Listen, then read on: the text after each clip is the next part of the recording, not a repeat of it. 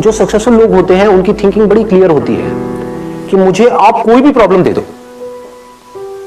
जो अनसक्सेसफुल लोग हैं उनका क्या होता है, मुझे कोई प्रॉब्लम मत देना, हे भगवान ये मत करना बस आप। भगवान जाकर के चढ़ावा चढ़ा रहे हैं मंदिरों में, समझ गए ना? ये किसकी निशानी है? अनसक्सेसफुल लोगों की निशानी है। अनसक्सेसफुल इन द सेंस जो डरे हुए हैं। जहां पर डर है वहां पर क्रिएटिविटी नहीं हो सकती। जो ये सोच सोच करके सोचेगा कि कहीं मैं कोई गलती ना कर दूं, कहीं मेरे साथ में कुछ गलत ना हो जाए, अब वो क्या सोचेगा? वो लिमिटेड दायरे में सोचेगा, वो सिर्फ सेफ्टी और सिक्योरिटी के बारे में सोचेगा। और आपको सेफ्टी और सिक्योरिटी दे करके ये दुनिया आपसे कुछ भी करवा लेगी, बांधने में 1 सेकंड लगेगा। ऐसे ही लोग बनते हैं, इन्हीं को अनसक्सेसफुल कहते हैं। वो बन जाते हैं, उन्हें क्या चाहिए? सेफ्टी एंड सिक्योरिटी, बस खत्म, और कुछ नहीं चाहिए। ध्यान से अपने अंदर झांक करके देखना, आपको समझ आएगा मैं क्या बात कर रहा हूं। प्रॉब्लम से डर लगता है कि कहीं ये ना हो जाए, कहीं मैं इस कॉलेज से निकल तो रहा हूं, पता नहीं जॉब मिलेगी या नहीं मिलेगी। ये किसकी सोच है? जो सक्सेसफुल लोग हैं वो क्या कहेंगे? जॉब मिले तो ठीक है, नहीं मिले तो ठीक है, मैं कुछ ना कुछ तो ढंग का कर ही लूंगा अपनी लाइफ में। कुछ लोग होते हैं जिनको हम सक्सेसफुल बोलते हैं, उनके साथ चाहे कितना भी बुरा कुछ क्यों ना हो जाए लाइफ में, वो आगे बढ़ते ही रहते हैं, वो कुछ ना कुछ कर जाते हैं। मतलब उनका एटीट्यूड ऐसा होता है, वो आगे बढ़ते ही रहते हैं। डिप्रेशन में जाते भी हैं तो थोड़ी सी देर के लिए जाते हैं, फिर बाहर आ जाते हैं। ऐसा नहीं है वो नहीं जाते हैं, ऐसा नहीं है फेलियर में उनको बड़ा मजा आ रहा होता है कि किसी चीज के बारे में प्लान किया, सोचा कई सालों तक कि मुझे ये करना है, फिर बुरी तरह से उसमें फेल हो गए। बुरा तो उनको भी लगेगा, इंसान है। लेकिन होता क्या है कि वो बड़ी जल्दी उस फेलियर से बाहर आ जाते हैं, बड़ी जल्दी डिप्रेशन से बाहर आ जाते हैं, बड़ी जल्दी स्ट्रेस से बाहर आ जाते हैं और आगे बढ़ जाते हैं। और कुछ लोग होते हैं जो डिप्रेशन में चले जाते हैं और बाहर नहीं आ पाते हैं। Depression is the result of wrong thinking and success is the result of right thinking. It is all about thinking. So we need to go deeply into this particular topic as in what is right thinking, how successful people think.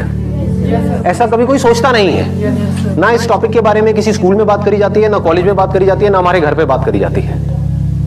बात क्या करी जाती है? पढ़ो लिखो, ये करो वो करो, फिर ये करो वो करो वो करो। मतलब इट्स ऑल अबाउट करो करो करो करो करो करो करो करो करो करो करो करो करो, हार्ड वर्क करो करो करो करो, पढ़ो पढ़ो पढ़ो पढ़ो पढ़ो पढ़ो, लगे रहो लगे रहो लगे रहो लगे रहो। तो ये क्या है अगर इसको देखा जाए तो? अचर।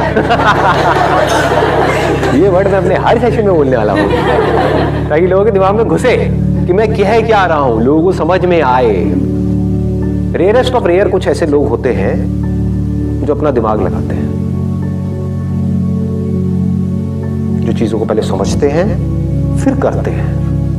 ऐसे लोगों को आप क्रिएटिव कह सकते हो। क्रिएटिव का मतलब क्या है कि एक प्रॉब्लम है और लोग क्या कर रहे हैं, उस प्रॉब्लम को उसी तरह से सॉल्व कर रहे हैं जिस तरह से सॉल्व कर रहे थे, लेकिन जो प्रॉब्लम है वो बदलती चली जा रही है टाइम के साथ साथ। जो हमारी टेक्स्ट बुक्स है उसके थ्रू जो अनसर्टेनिटी है इस दुनिया में, उसका सॉल्यूशन नहीं निकल सकता। कुछ इंफॉर्मेशन आपके अंदर फीड करी जा रही है बट उसका रियलिटी से कोई डायरेक्ट कनेक्शन नहीं है। जैसे अगर आप सॉफ्टवेयर इंजीनियरिंग पढ़ रहे हो, 20 साल पुरानी बुक्स हैं, वही आप पढ़ रहे हो और 20 साल में टेक्नोलॉजी कहां की कहां पहुंच गई सर? 3 महीने में वेरी, हर 3 महीने में और 3 मिनट में आ रहा है। कुछ इंप्रूव हो रहा है, कुछ बेटर हो रहा है, पुराना ऑब्सोलीट हो रहा है। तो जो भी कुछ आप पढ़ रहे हो उसकी एक लिमिटेशन है, क्योंकि unless and until you are creative enough. What do we mean by creativity? कि जो आपने पढ़ा है अगर उसी तरह से आप उन प्रॉब्लम्स का सॉल्यूशन निकालना चाहते हो जिस तरह से आपको लगता है कि वो जो मैंने पढ़ा है उसके बेस पे निकाल सकता हूं, तो आप क्रिएटिव नहीं हो, तो आप मैकेनिकल हो। अगर आप टेक्स्ट बुक के हिसाब से चलते हो और आप किसी भी प्रॉब्लम का सॉल्यूशन निकालते हो तो नहीं निकाल पाओगे, फंस जाओगे। क्यों फंस जाओगे? क्योंकि प्रॉब्लम्स बदल चुकी है। जिन प्रॉब्लम्स के सॉल्यूशंस निकालने के लिए ये पूरा का पूरा एजुकेशन सिस्टम बना था, वो प्रॉब्लम्स अब है ही नहीं, अब कुछ और ही प्रॉब्लम्स हैं। तो उसके लिए क्या चाहिए? एक ऐसी थिंकिंग चाहिए जो पूरी तरह से तैयार हो अपना जो भी पैटर्न ऑफ थिंकिंग है उसको तोड़ देने। ये डिफरेंस होता है सक्सेसफुल लोगों की सोच में और उन लोगों की सोच में जो सक्सेसफुल नहीं हो पाते। वो एक पैटर्न में घूमते रहते हैं और जो सक्सेसफुल लोग होते हैं उनका कोई पैटर्न ही नहीं, देयर इज नो पैटर्न। आपको ऐसा अपना माइंड डेवलप करना होगा अगर आपको जेन्युइनली सक्सेसफुल होना है तो। सक्सेस की डेफिनेशन क्या है? हेल्थ, वेल्थ एंड हैप्पीनेस, इन तीनों का बैलेंस। मतलब कि आप कहते हो कि मैं बहुत क्रिएटिव हूं, लोग इसका क्या मतलब निकाल लेते हैं कि कुछ भी अजीब सा करो और बोल दो कि मैं बहुत क्रिएटिव हूं। नहीं है तो ये अगर आप बना रहे हो अपने शौक के लिए, अपने मजे के लिए, तब तो ठीक है। But what is creative thinking? To find out the solution to a problem, to an existent problem. Creative thinking का मतलब ये नहीं कि कुछ नया करना है, तो नजर अलग चाहिए और दुनिया से नजर अलग चाहिए। सिर्फ नजर का खेल है। थिंकिंग मीन्स क्या? नजर ही तो है। समझ गए? तो अब देखो क्या होता है कि पहिए भी बन चुके थे हजारों साल पहले और ये बैग्स भी थे। एक बंदे ने दिमाग लगाया कि लोग हैं वो भारी भारी बैग्स उठा उठा करके जा रहे हैं, जिसकी वजह से उनकी कमर में दर्द हो रहा है। तो गाड़ी के जो पहिए थे उसको थोड़ा सा छोटा किया और बैग के नीचे लगा दिया और बंदा करोड़पति बन गया। ऐसे समझना होता है चीजों को, लोग ऐसे नहीं समझते हैं। लोग क्या करेंगे, मतलब एक बैग है तो उसको उठा उठा करके ढोए जा रहे हैं, ढोए जा रहे हैं, ढोए जा रहे हैं। ये नहीं दिमाग लगाएंगे कि क्या कोई और सोल्यूशन भी है। सोचो ना, हो सकता है उस बंदे को खुद को प्रॉब्लम आई हो कि मैं ये भारी बैग उठा करके लेके जा रहा हूं, तो उसने दिमाग लगाया हो कि मेरी ये प्रॉब्लम कैसे सॉल्व होगी, तो उसका दिमाग चल गया। और लोग क्या कर रहे थे, वो ऐसा कुछ सोच ही नहीं रहे थे। सब ऐसे ही चलते हैं बैग उठा करके, ऐसे ही चलना पड़ता है, दुनिया ऐसे ही चलती है तो मैं भी ऐसे ही चलूंगा। कितना भी भारी हो मुझे चलते रहना है, मुझे हार नहीं माननी है, मुझे लगे रहना है खच्चरों की तरह। चाहे इस बैग को ऐसे पकड़ूं चाहे सर पे रखूं, लेकिन मैं तो चलता ही रहूंगा मरते दम तक, क्योंकि पूरी दुनिया ऐसे ही चल रही थी, चल रही है और ऐसे ही चलती रहेगी। ऐसी सोच किसकी है? अनसक्सेसफुल लोग, थके हुए लोग। और जो क्रिएटिव लोग होते हैं उनकी सोच क्या है? वो बोलते हैं ऐसी कोई दुनिया में प्रॉब्लम है ही नहीं जिसका कोई सोल्यूशन ना हो। If there is a problem there has to be a solution. बस उनकी सोच इतनी सी अलग है कि प्रॉब्लम क्या है, मुझे भारी उठा करके चलो, इसका सोल्यूशन क्या है पता नहीं। पहला तो थोड़ी यही आएगा ना माइंड में, पता नहीं।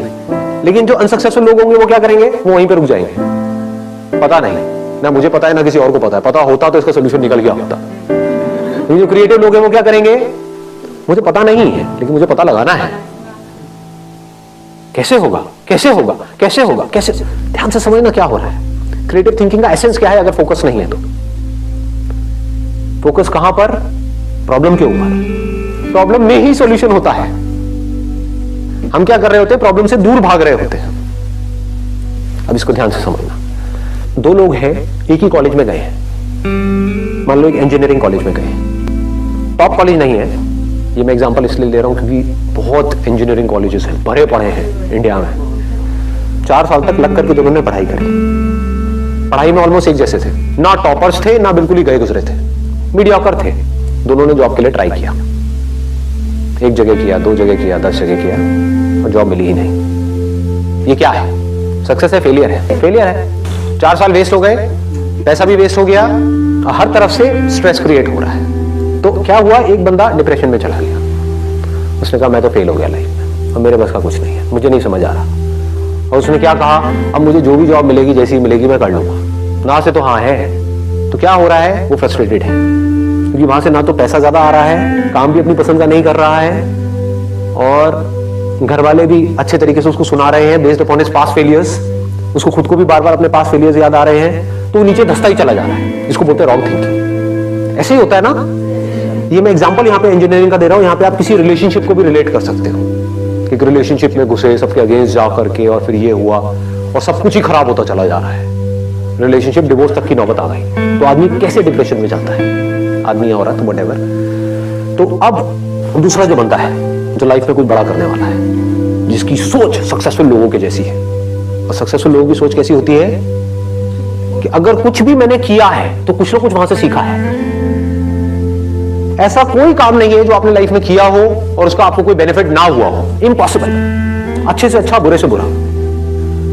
होता क्या है, हम पहले ही अपने माइंड में सोच करके बैठे होते हैं कि मैं ये काम इसलिए कर रहा हूं जिससे कि ये होगा, वो हो गया तो मैं खुश हूं, नहीं हुआ तो मैं दुखी हूं। इसको नैरो माइंडेड अप्रोच बोलते हैं, इसको मैकेनिकल थिंकिंग बोलते हैं। समझ गए ना?